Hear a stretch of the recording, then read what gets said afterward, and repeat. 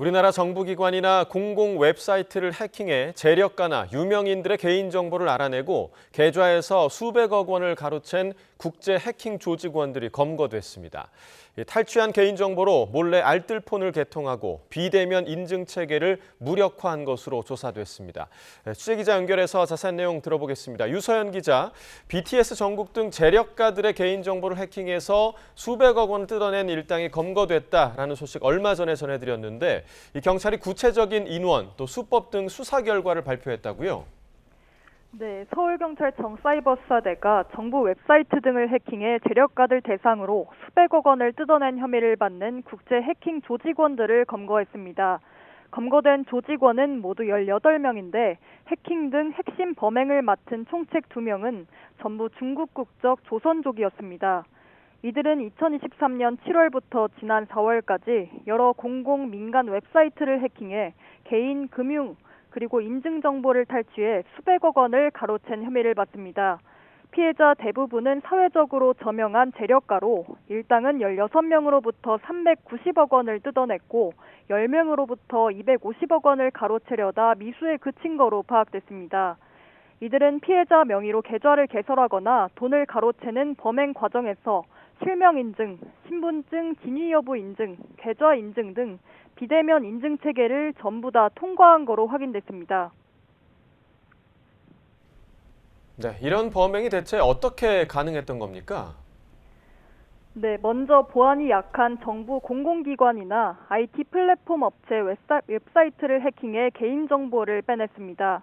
일당은 피해자 258명의 이름, 전화번호, 그리고 계좌번호와 금융자산 잔고 등 다수의 정보를 얻는 데 성공했는데요.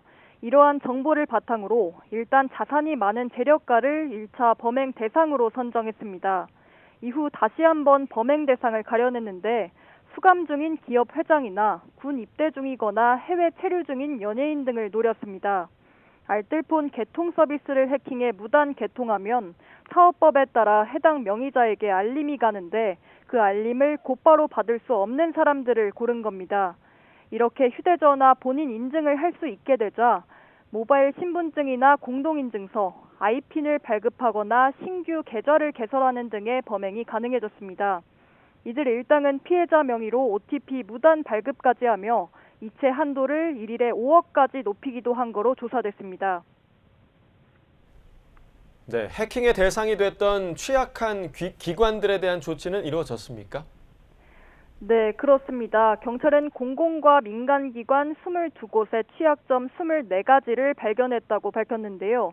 비밀번호 오류 제한 횟수가 정해져 있지 않았던 사이트 등입니다. 해당 유관기관에 통보하고 보안 개선 조치를 마쳤다고 경찰은 설명했습니다. 경찰은 또 이후 행정기관 보안 가이드라인이 배포됐고 지난해 5월 이후로는 피해 사실이 접수되지 않았다고 밝혔습니다. 다만 수사를 통해 확인된 보안 취약 요소는 개선됐지만 휴대전화 비대면 개통 절차 등에 잠재된 보안 취약 요소가 있을 수 있는 만큼 더욱 철저한 점검이 필요하다고 강조했습니다. 경찰은 또 본인 명의 개통 휴대전화나 금융 거래 내역을 수시로 확인해 알 수 없는 기록이 발견되면 즉시 신고하는 등 개인정보 보안 수칙을 생활 속에서 꾸준히 실천해달라고 당부했습니다. 지금까지 사회부에서 전해드렸습니다.